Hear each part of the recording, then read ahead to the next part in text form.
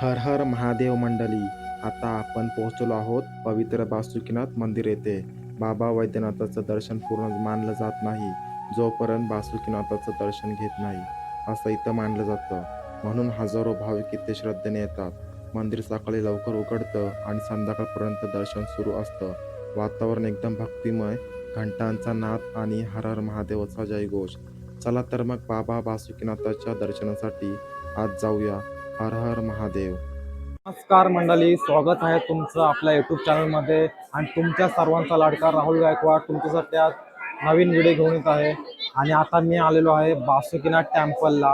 म्हणजे देवघरपासून बासुकीनाथ टेम्पल फक्त 50 किलोमीटरच्या अंतरावरती आहे. बासुकीनाथ टेम्पलला तुम्ही उतरल्यानंतर मंदिरापासून फक्त 3 किलोमीटरचा हा बासुकीनाथ टेम्पल आहे. तर चला आता मग आपण हा मंदिर बघूया आणि आपल्या आता पुढच्या पावसाला आपण सुरुवात करणार आहोत. त्याच्या अगोदर तुम्ही लाईक, सबस्क्राईब आणि शेअर करायला विसरू नका. तर आता तुम्ही जास्त काय लांब नाही, इथून देवघरपासून फक्त 50 किलोमीटरच्या अंतरावरती आहे. तर चला मग आता आपण पुढच्या पावसाला आपण सुरुवात करूया.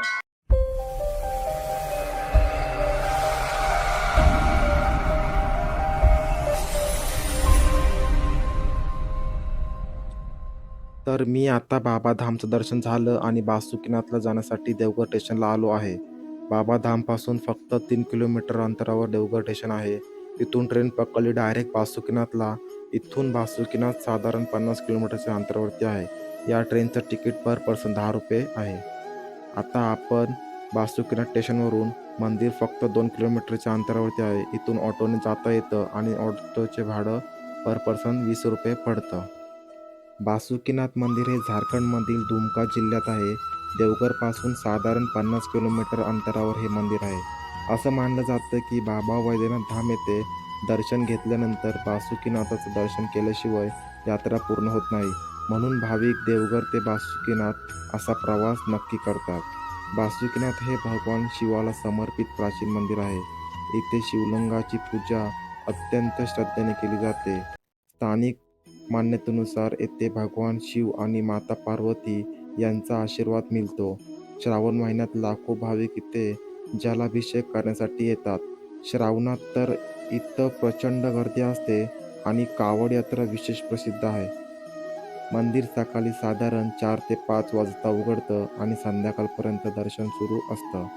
सकाळची आरती आणि संध्याकाळची आरती हा अनुभव खूप दिव्य आणि शांत करणारा असतो.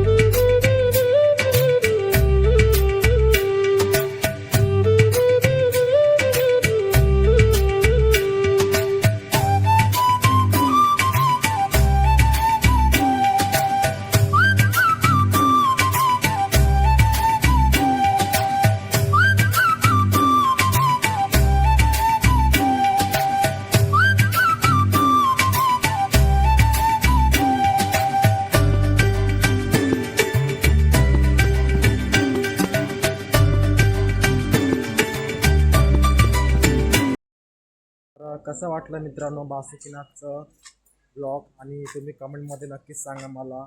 तर आपण पुढे पण अजून फिरणार आहोत. तुम्ही असेच माझे ब्लॉग बघत राहा. आणि चला तर मग आपण पुढच्या व्हिडिओमध्ये भेटूया. धन्यवाद.